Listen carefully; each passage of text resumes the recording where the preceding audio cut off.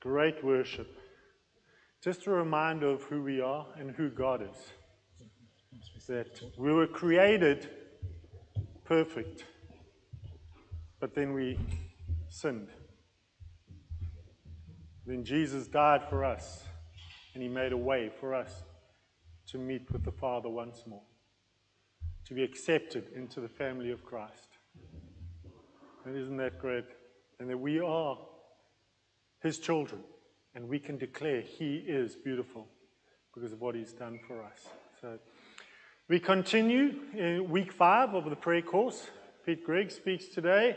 But what happens when we don't always get our prayers answered, I think, in the way that we want them answered?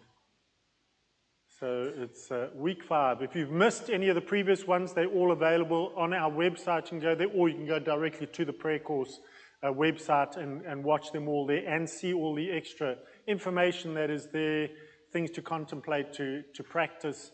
And it's just a great time, a great place to go and visit and see what they have for us. So sit back and listen to what Pete has to say to us.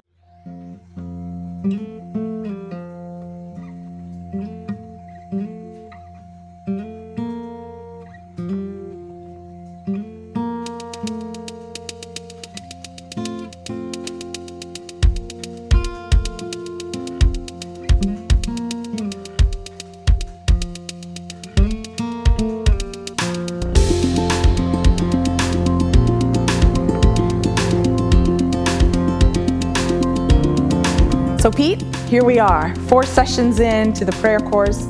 We've talked just over these sessions about a lot of great stories of answered prayers, but the truth is that it's not always that simple, is it? It's certainly not.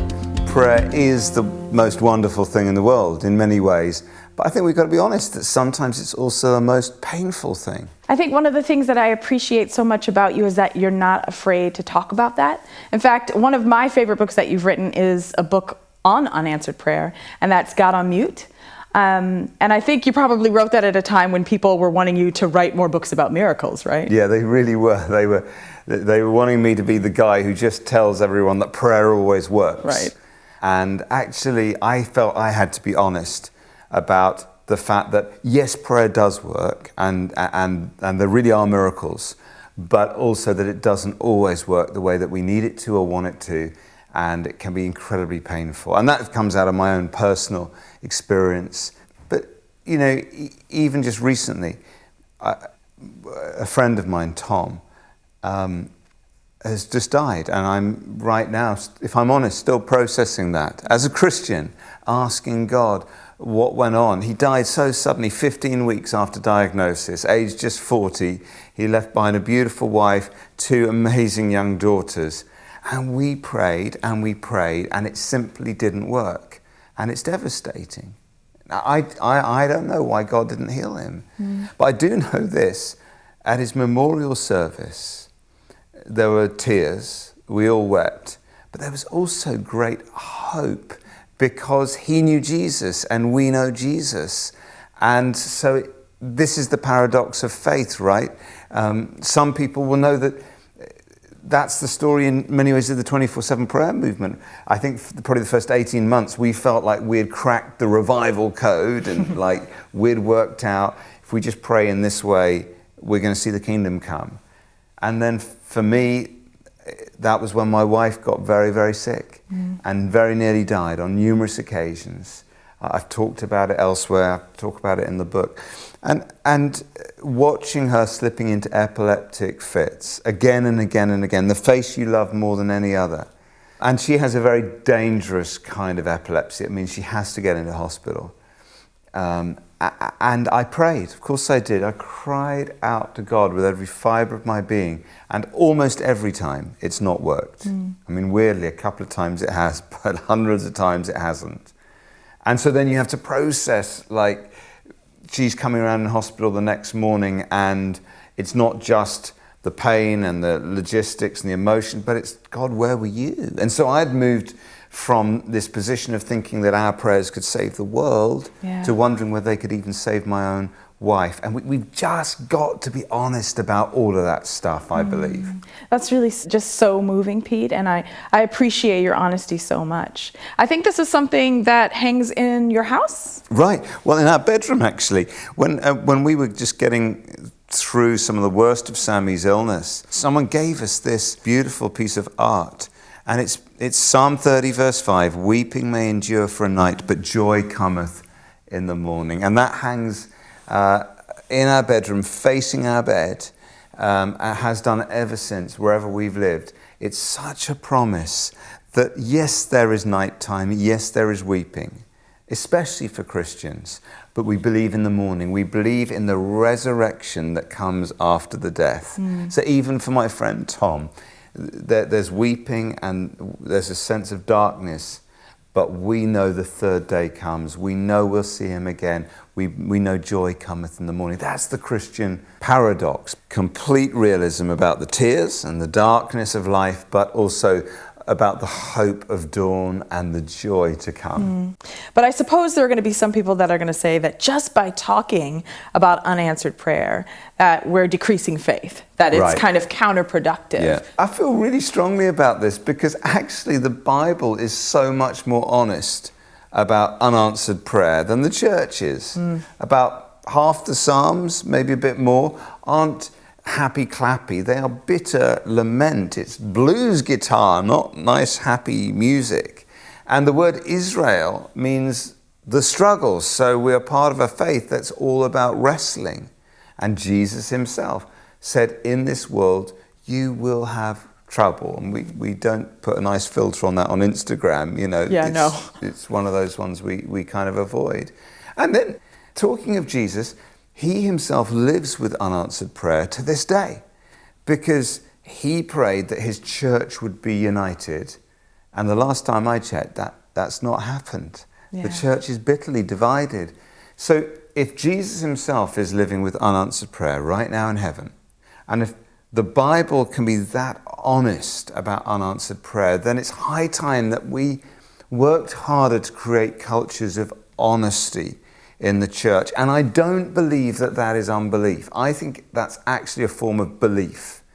If you don't believe in God, then when your prayers don't get answered, you just say, well, that's because it's not true. But you ask the question, why didn't God answer? Because you believe in him, because you trust him, because you know he's real, because you know that he's loving. So it really is a form of faith to wrestle with these kind of things. It's not unbelief. But still, you know, even in the midst of that, and even when we admit it, it's still very difficult to understand, isn't it? Yeah, I mean, it really is. And I think this is where it is so profoundly meaningful for Christians that we believe in a God who came and suffered with us on the cross. In fact, I think if it wasn't for the cross, I don't think any of the rest of the Christian message would make any sense at all. It's this truth that at the crossroads of all human experience is a God who suffers.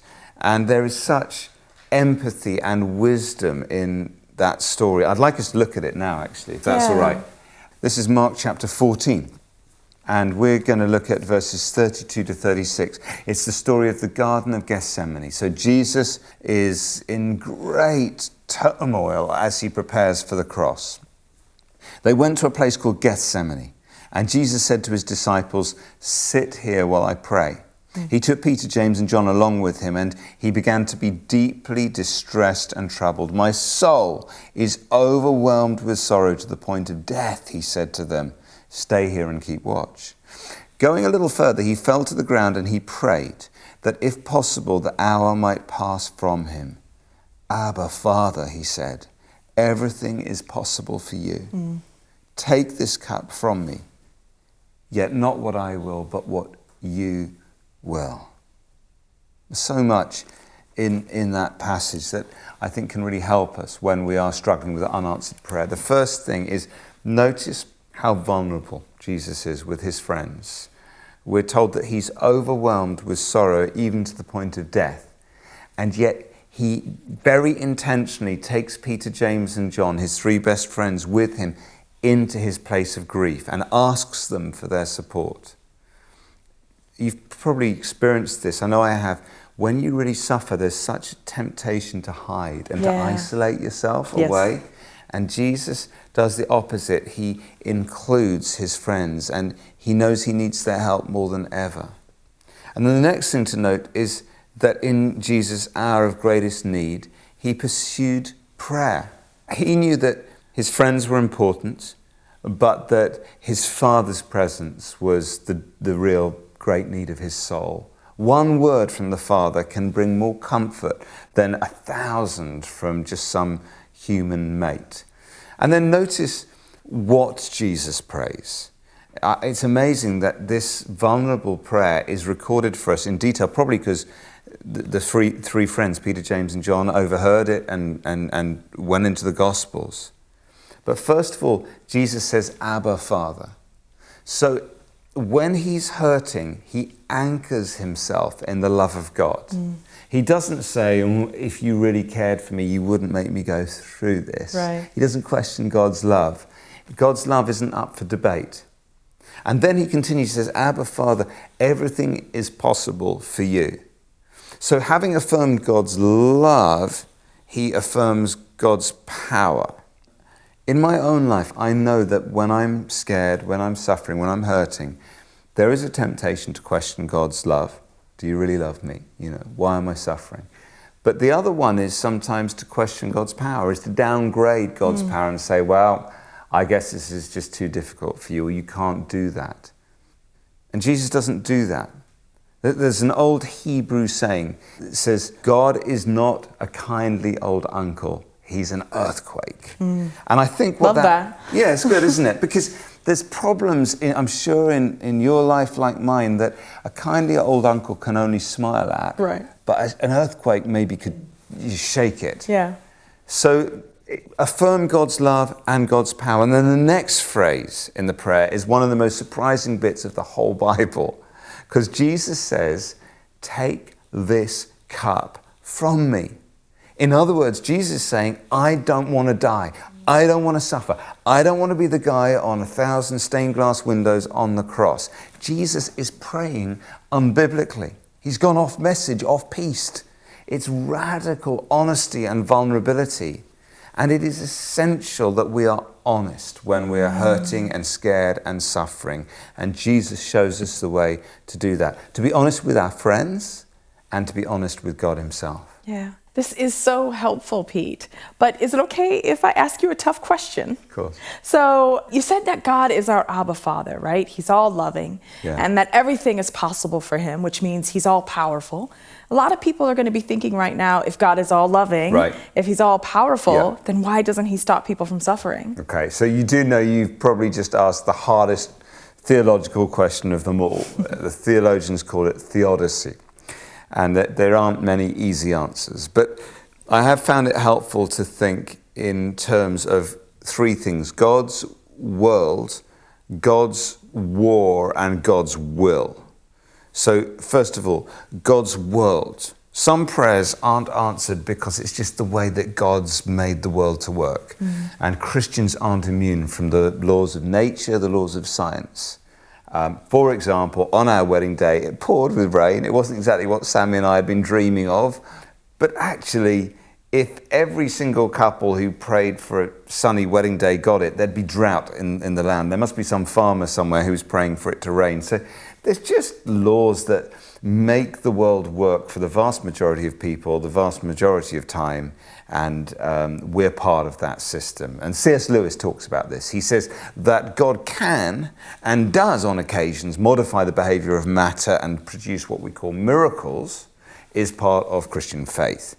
But the very concept of a common and therefore stable world demands that these occasions should be extremely rare. If God just does miracles all the time, the world's not going to work. Okay, I got that. So I drop a brick on my toe, but it doesn't float just because God loves me. Exactly. And then there's the next one. So that's God's world. The next one is God's war. The Bible teaches, and most people on earth believe, that we are in a spiritual battle. There is a vicious enemy. And as Christians, we are often targeted. And therefore, some prayers aren't answered because there is an enemy. Satan is actively and successfully opposing the will of God. and it can hurt quite literally like hell. And we are going to look at this in a whole session of its own on spiritual warfare in the final session of this course. Okay, but I kind of have like a million questions right now. Yeah, I get that, I know. I promise we will come on to those. Can we just park the I guess so. spiritual warfare thing so. for a minute? Okay, so we've had God's world, God's war, and then there's God's will. The third reason for unanswered prayer is not the laws of nature opposing our prayers and not Satan opposing them, but sometimes it's God who is opposing our prayers, who's saying no to them. And that can be relatively straightforward, actually, sometimes, just because God knows best. And in his love, he says no, and then we look back and we realize why. Like, I'm really glad that many of my prayers haven't been answered. Otherwise, I'd probably have grown up to marry a Spice Girl and to work in a zoo. That was my dream in my teenage years. But obviously, there are other prayers that God says no to that we just don't understand. And I've just talked about my own grief right now, processing my friend Tom's death. And that's one of those things I just have to choose to trust, even though I don't understand. Yeah. You mentioned earlier about Jesus promising us trouble, and I think we'd all say that we've definitely experienced that. But have you got any practical advice for us? I think we all have those times when we just feel like God is a million miles away. We're praying, but it feels like our prayers are just bouncing against the ceiling. Yeah, well, I think it's really important to remember, first of all, that God's silence isn't the same as God's absence. Don't confuse those two. Just because your prayers aren't working, or maybe God seems distant, it doesn't actually mean that he's far away, because he's actually promised in the Bible, I will never leave you, Poppy. I will never forsake you. Often, like with new Christians, it's like we can see God, we can feel him, it's like super easy. And then there come seasons in our life where we can't see him the way we once did. We can't feel him. We can't hear him the way we once did. Yeah. And it's not that he's abandoned us. It's that he's trying to mature us into something new. He's present, but he's allowing us to kind of grow into new maturity. I think it was St. John of the Cross that talked about the dark night of the soul. Yeah, that's exactly right. Those are times when God seems to withdraw from us and immerses us in spiritual darkness. And yet those are oftentimes of great spiritual growth and faith. There's like a bloody-mindedness to true Christian discipleship. You see it in many of the great biblical heroes. One of my favorite examples is Shadrach, Meshach, and Abednego, you know, the story of Daniel, the lion's den and all that. And there's this humorous moment, really, where Nebuchadnezzar says, like, if you don't bow down to my idols, I'm going to throw you in the fiery furnace. And they say to him, the God we follow can save us and will save us from your fire, O king. So that's real faith. It's like this defiant statement, right? And then they go, but even if he doesn't save us, we still won't bow down. So what is that? I think what that is faithfulness, right? Faith is, I trust God. He can do it. He can do miracles. He can answer my prayers.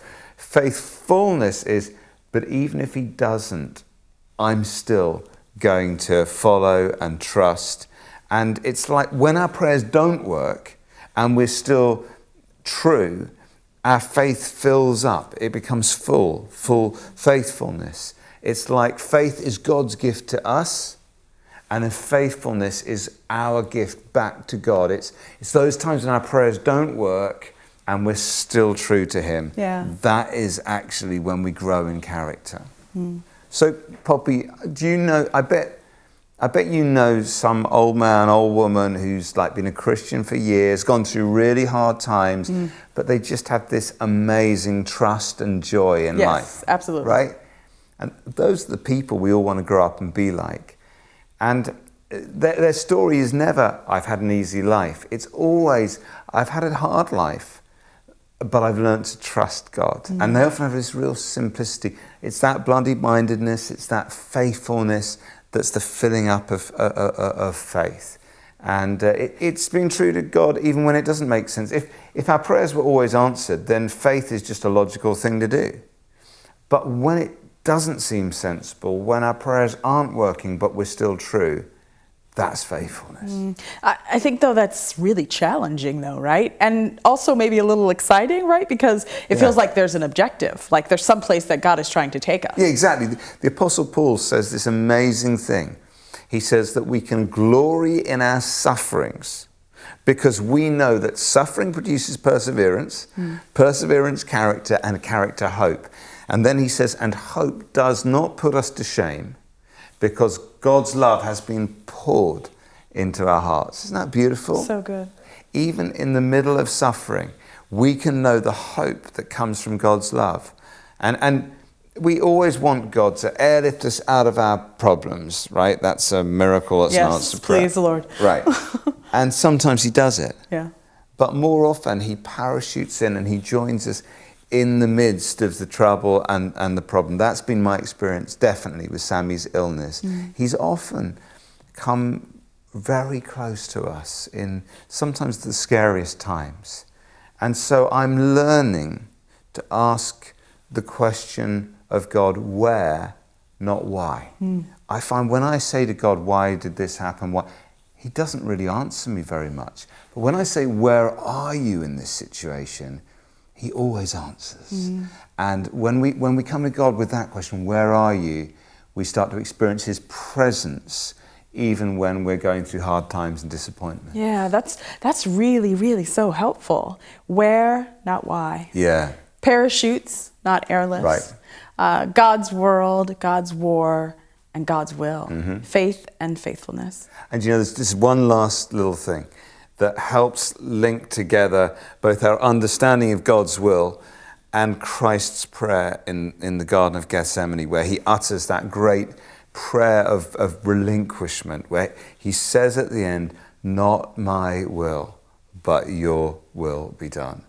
And that's the hardest prayer anyone can ever pray. When we're in those situations and we're scared and we're hurting and God doesn't seem to be answering our prayers the way we want or maybe even need, and we come to that place of saying, not my will but yours be done. It's a prayer of relinquishment. It's a darker kind of trust. You know, every fiber of your being wants God to just parachute in and rescue you, but you just say, I'm going to trust you regardless. When Sammy went into the MRI scanner, completely alone, couldn't even take her wedding ring in, she was so scared that she just puked everywhere. And then it's like, how do you prepare as a Christian? How do you prepare to go back into that? That's the valley of the shadow of death for her. Yeah. Right. And what she did was she memorized Psalm 91. It's quite a long psalm, but it's all about God being with us and his promise of hope and life. And so they you know, when they put you into the tube, they say, do you want the radio on? Trust me, when you're in the valley of the shadow of death, you do not want like Britney Spears in there with you. Right. Right. So she just recited Psalm 91. And she came out of that and she said, Pete, I experienced the presence of God in there with me. I didn't feel alone. Even there, you couldn't be there, but he was there with me. And that's the good news that we have in Jesus, that he is with us always. His silence, remember, is not his absence. And even when we don't understand, we can still trust. That's so, so good. I feel like this episode is really important.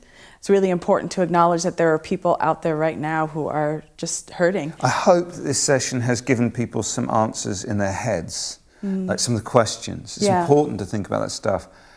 But the most important thing is that people find some of God's presence in their hearts, and people are going through really hard times. So as we finish with this prayer, let's do that. Let's pray the actual prayer of Jesus in Gethsemane. And I'm aware that for some people watching this is a darker kind of trust. Yeah. But yeah, let's pray. Let's do it.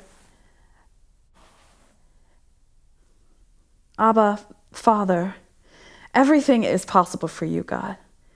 I thank you so much, God, that you love me so deeply, especially when I'm hurting, and that you have the power to answer my prayers. God, there's so many times that I want to pray this prayer, take this cup from me. I don't want to suffer. But God, not my will, but your will. I trust you, God, even when I don't understand. Give me faith, and God, teach me to be faithful. Amen.